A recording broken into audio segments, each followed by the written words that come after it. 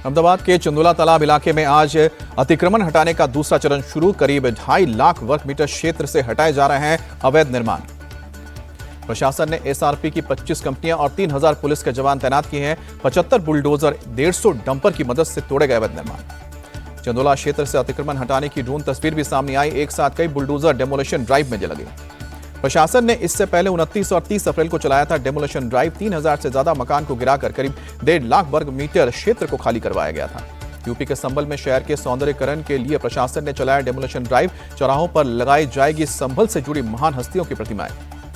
हरियाणा की भिवानी पुलिस ने दादरी रोड पर चलाया अभियान। अवैध रूप से रह रहे बांग्लादेशी नागरिकों और रोहिंग्याओं की तलाश। 10 संदिग्ध लोगों का हो रहा है सत्यापन। हरियाणा के झज्जर में पुलिस ने 174 बांग्लादेशियों को पकड़ा। 58 पुरुष, 52 महिला और 64 बच्चे। झज्जर में पुलिस 2 दिन से चला रही है अवैध बांग्लादेशियों के खिलाफ अभियान। झुग्गी झोपड़ियों में वेरिफिकेशन के बाद धरपकड़ जारी। जम्मू कश्मीर के पुंछ में सेना को सर्च ऑपरेशन के दौरान मिला बम निरोधक दस्ते ने डिफ्यूज किया। ऑपरेशन सिंदूर को लेकर विदेश यात्रा पर जाने वाले सांसदों के साथ प्रतिनिधि मंडल को विदेश सचिव विक्रम मिस्री देंगे ब्रीफिंग। आज संसद भवन में होगी पहले चरण की ब्रीफिंग। विक्रम मिस्री आज श्रीकांत शिंदे, कोनिमोई और संजय झा के प्रतिनिधि मंडल को देंगे ब्रीफिंग। 3 प्रतिनिधि मंडल की 21 से 23 मई के बीच यात्रा शुरू होगी। दूसरे चरण में सुप्रिया सुले, वैजयंत पांडा, रविशंकर प्रसाद और शशि थरूर के प्रतिनिधि मंडल को 23 मई को दी जाएगी ब्रीफिंग। इन 4 प्रतिनिधि मंडल का दौरा 23 से 25 मई के बीच शुरू होगा। ऑपरेशन सिंदूर पर संसदीय समिति को सोमवार को ब्रीफिंग दी गई है। विदेश सचिव विक्रम मिस्री ने युद्ध विराम को लेकर भी जानकारी दी है। विदेश सचिव विक्रम मिस्री ने बताया कि मिलिट्री कार्रवाई रोकने का फैसला द्विपक्षीय था। पाकिस्तान ने परमाणु हमले का कोई संकेत नहीं दिया था। चीन के पाकिस्तान को मदद करने के सवाल पर बोले विदेश सचिव, चीन की मदद भी पाकिस्तान को नहीं पहुंचा सकी। हमने पाकिस्तान के एयरबेसेस तबाह कर दिए। पहलगाम हमले के आतंकियों के मास्टरमाइंड पाकिस्तानी थे। वो अपने आकाओं के संपर्क में थे। विदेश सचिव ने संसदीय समिति को जानकारी दी।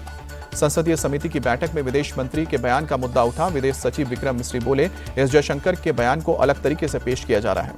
विदेश सचिव को ट्रोलिंग करने के खिलाफ एकजुट हुए विपक्ष। शशि थरूर बोले कि उन्होंने राष्ट्र की सेवा की, हम सभी उनके साथ हैं। Army chief general Upendra Dwivedi ने राजस्थान के बॉर्डर एरिया का दौरा किया। वेस्टर्न कमांड में जनरल द्विवेदी ने जवानों से मुलाकात करके उनका हौसला बढ़ाया।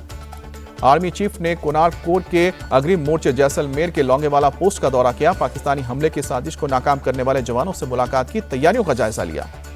सीडीएस अनिल चौहान ने सूरतगढ़ मिलिट्री स्टेशन और नलिया एयरफोर्स स्टेशन का दौरा किया। जवानों को ऑपरेशन सिंदूर की कामयाबी पर बधाई दी। पाकिस्तान के लिए जासूसी करने वाले 13 जासूस अब तक पकड़े गए हैं। पंजाब और हरियाणा से 6 जासूस और यूपी से 1 जासूस पकड़ा गया है। 14 दिन की न्यायिक हिरासत में भेजा गया शहजाद पाकिस्तान के लिए जासूसी के आरोप में मुरादाबाद से यूपी एटीएस ने किया था गिरफ्तार। यूट्यूबर ज्योति मल्होत्रा सहित हरियाणा से कुल 6 जासूस गिरफ्तार। 9 हिसार और कैथल और पानीपत से हुई गिरफ्तारी। ज्योति मल्होत्रा की एक और तस्वीर सामने आई। पहलगाम हमले के बाद पाक दूतावास में केक लेकर जाने वाले शख्स के साथ दिखी। हरियाणा के नूह से 1 और पाकिस्तानी जासूस गिरफ्तार। सेना की खुफिया जानकारी लीक कर रहा था तारीफ। जासूस तारीफ ने पाकिस्तान के लिए जासूस की बात मानी। पैसे के बदले अहम सूचनाएं कर रहा था लीक। आरोपी तारीफ ने बताया, पाकिस्तान एम्बेसी में आसिफ और जाफर से हुई थी मुलाकात। जाफर ने मुझसे सिरसा एयरबेस के वीडियो मांगे थे। गुरदासपुर से 2 पाकिस्तानी जासूस गिरफ्तार हुए। पंजाब पुलिस ने सुखप्रीत और करणवीर सिंह नाम के 2 जासूस पकड़े। एनसीपी अजित गुट के नेता छगन भुजबल आज सुबह 10 बजे लेंगे मंत्री पद की शपथ। धनंजय मुंडे के इस्तीफे के बाद से खाली है फूड एंड सिविल सप्लाईज मंत्री पद। महाराष्ट्र के बीजेपी अध्यक्ष चंद्रशेखर बावनकुले ने एनसीपी नेता छगन भुजबल को दी बधाई। मंत्री पद की शपथ लेने पर दी बधाई। कांग्रेस नेता सचिन पायलट ने संविधान बचाओ यात्रा पर कहा कि पूरे देश में हमारा अभियान जारी है। सचिन पायलट ने कहा कि पिछले 10 से 11 सालों में केंद्र सरकार ने जितनी भी संवैधानिक संस्थाएं उनके साथ अन्याय किया है, हम लोगों को कर रहे हैं जागरूक।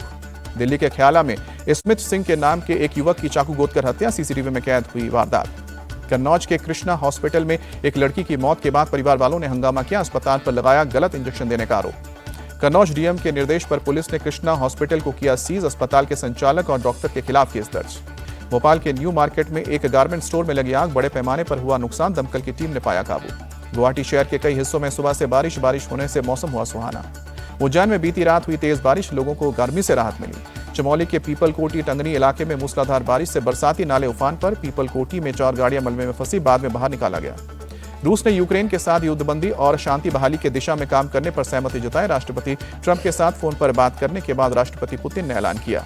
पुतिन ने कहा कि रूस और यूक्रेन को समझौते के ऐसे पॉइंट्स खोजने होंगे जो दोनों पक्षों के लिए अनुकूल हो। समझौते के बाद ही सीजफायर संभव। पुतिन से हमले से पहले ट्रंप ने यूक्रेन के राष्ट्रपति जेलेंस्की से बात की। जेलेंस्की ने ट्रंप के सामने पुतिन को 30 दिन के सीज फायर के लिए मनाने की बात कही। जेलेंस्की ने कहा कि भविष्य में उनके और पुतिन के बीच आमने सामने बैठकर बातचीत होगी। राष्ट्रपति ट्रंप भी बैठक में हो सकते हैं शामिल।